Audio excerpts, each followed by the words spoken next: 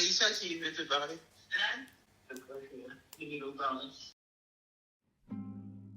Bon, ben, je m'appelle Madame Ngongo Antoinette. Je suis née le 26 juillet 55 à Ngandou, au Congo-Brazzaville. Tous les jours que tu te réveilles, dis-toi que c'est une fête. Parce que nombreux ne se réveillent pas. Ah oui.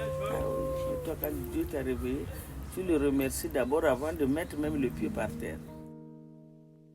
Mais est-ce que tu vois, toi tu as eu des enfants à 15 ans, est-ce que tu regrettes des fois de ne pas avoir pas vécu la fin de ton adolescence, la jeunesse, tu vois, la vingtaine? Non. Non, je ne regrette pas. Bien au contraire, quand je vois mes enfants, ils ont grandi comme ça, chacun se débrouille, ça fait plaisir. Ouais. Et ils m'ont donné des petits-enfants adorables, c'est comme ça. Et puis en plus, on n'a pas beaucoup d'écart d'âge, donc on se comprend. Ouais. Et après, j'ai vécu, parce qu'avec papa, on s'est séparés, moi je n'avais que 38 ans. Lui aussi, il était violent, il me battait. C'est maman qui va te raconter l'histoire. Je préfère rester avec celui qui est avec moi que de rester avec lui. Il était violent. Mais je le comprends, lui, dans sa jeunesse, il avait état de folie. Il était à l'asile, après il est sorti. C'est l'intelligence. Il était tellement intelligent. C'est ça, ne pas de repos, d'études. Puis il avait pété le plomb. Il était à Toulouse. Après, il est reparti au pays, on l'a soigné. Et quand il s'est calmé, c'est là où il est tombé sur moi. Donc voilà, j'ai souffert. Ma jeunesse, on a vécu 26 ans de mariage. À un moment, je voulais partir, mais j'ai trouvé que les enfants étaient jeunes. Je suis allé quand Elodie avait 20 ans. C'est pour ça qu'il vieillit seul. Il n'a pas trouvé une femme qui peut le supporter comme moi, je suis resté. Il m'a demandé plusieurs fois de repartir, n'est plus comme ça, non. Là, si je repartis, c'est la mort. Là. J'ai vécu donc la Suisse. Il était ambassadeur aussi en Suisse, au Portugal aussi. Je suis allé jusqu'à Porto. J'ai beaucoup voyagé. Surtout avec la reine. Oh là là. J'ai fait les révérences.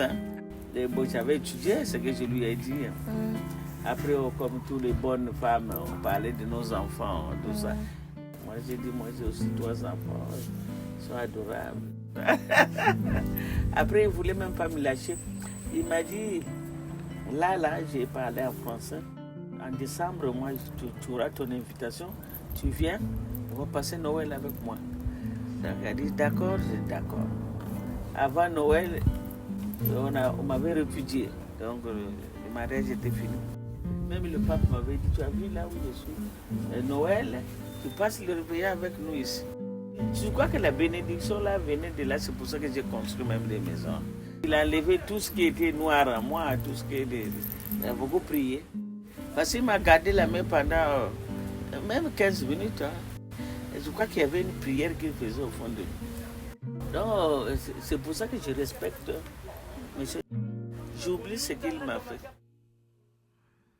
Avec Papy, comment vous vous êtes rencontrés? Bon, avec Papy, c'est un mariage arrangé. Lui, il a été plus âgé que moi. Après, bon, mais ma grand-mère, dont je porte le nom, Ngongo, elle avait trouvé que c'était mieux d'épouser un homme plus âgé. Comme ça, on s'est rencontrés comme ça. Ok. Puis bon, moi j'étais jeune, j'étais qu'en 5e. Après, là-bas, quand on te trouve un mari, tu n'as pas le droit de dire non. C'est ça ou c'est rien. Imaginons que tu disais non, c'est quoi les conséquences? Bon, il y a des conséquences aussi. Bon, que je ne peux pas te dire, je ne sais pas, où tu ne trouves pas de mari ou bien tu vas tomber malade, non. Je ne sais pas où. Moi, on me disait, si je ne voulais pas de lui, il faut que je quitte la maison, mais quitter la maison, tu vas aller. Ah ouais, ok. Ils m'ont menacé.